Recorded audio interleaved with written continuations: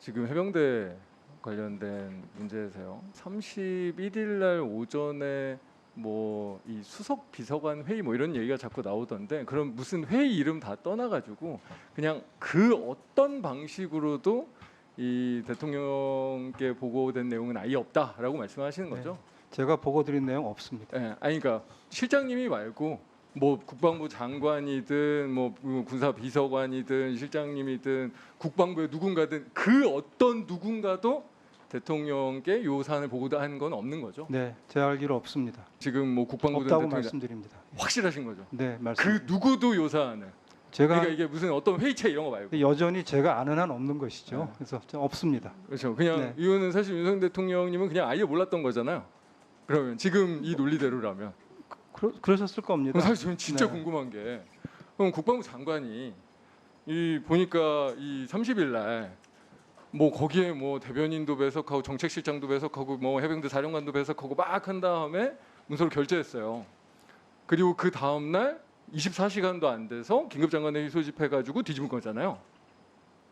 이런 장관을 윤석열 정부는 어떻게 신뢰하고 있는 거죠?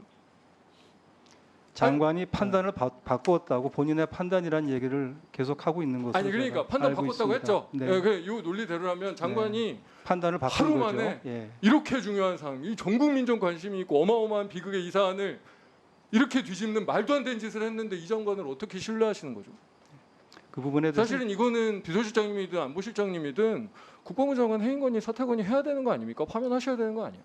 이 문제에 대해서는 공개적으로 드릴 말씀이 아니고 대통령의 인사권에 아니 관한 심지어 관한 사실 이게 문제이기 때문에 국방부 장관이 이 자리에서 지금 말씀드리기는 이것만이 어렵습니다. 아니고 사실 이 홍범도 장군 건도 야 이런 식으로 사실은 정권 전체를 이념 논쟁으로 끌고 들어가는 장관 어떻게 인사 조치를 안 합니까?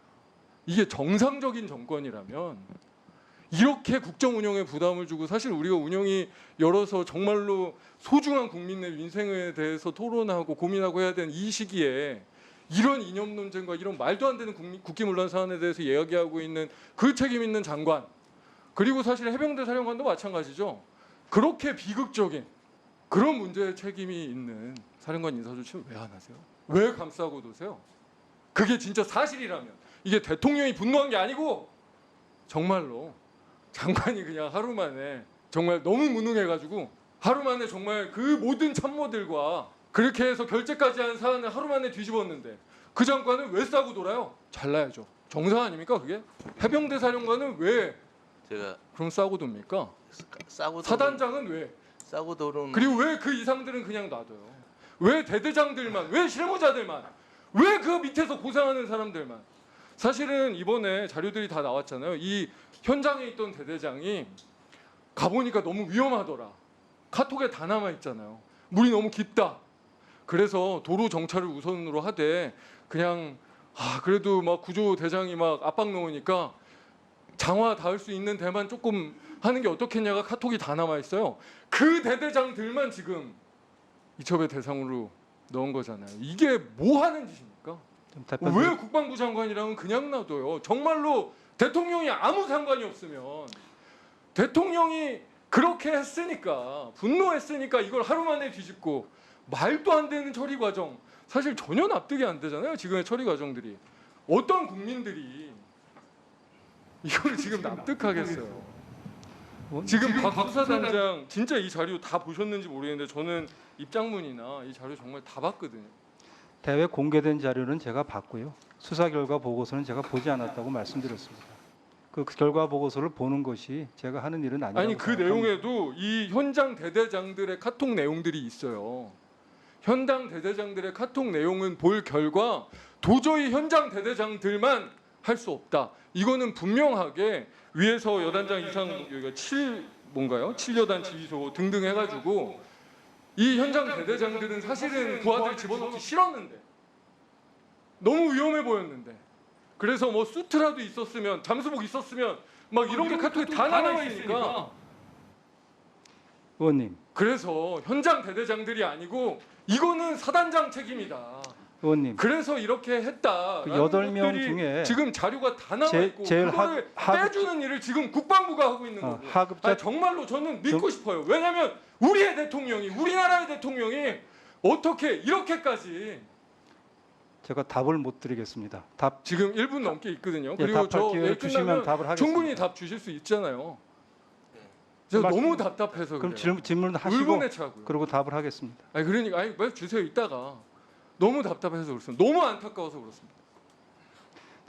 정말로 우리 일반 국민들 저뿐만이 아니라 국민들은 솔직히 박대령이 참군인인 것 같아요. 왜냐하면 박두령은 이거를 이렇게 밝히고 막 항명이라고 막 구속 영장까지 받으면서 이렇게 할 이유가 없는 사람이에요. 의원님 단 하나의 이유가 있으면 자기의 명예, 자기의 군인 정신을 지키는 게 이유인 거죠. 최상병의 안타까운 죽음에 대해서는 정말 저희가 애도하고 있고 거기에 대한 표시를 어떻게 했다, 안보실이 어떤 조치를 취했다, 서훈부터 다 말씀드렸고요. 그 다음에 조사에 관한 사항은 아니 장관을 어떻게 조사에 관한 사항에 대해서 안보실이 디테일을 가지고 챙기거나 그 다음에 거기에 대해서 간섭하는 것은 안보실이 할 일이 아니라고 저는 굳게 생각합니다. 그렇게 하고 그 다음에 지금 수사단에서 넘긴 것은 경찰이 그걸 참고해서 수사를 하면 되는 것이지 그 넘긴 자료에 전혀 구속받지 않는 것으로 그렇게 제가 알고 있습니다. 우리 경찰이 처음부터 수사를 해서 국민들을 납득시킬 수 있는 국민들한테 이게 맞구나 하는 결과를 내놓을 것이라고 저는 생각합니다. 그 다음에 아까 말씀하셨던 그 회의에서 장관의 고치. 그것은 제가 말씀드린 게 적절치 않죠. 그건 인사권인 대통령께 맡겨야 되는 일이라고 생각합니다.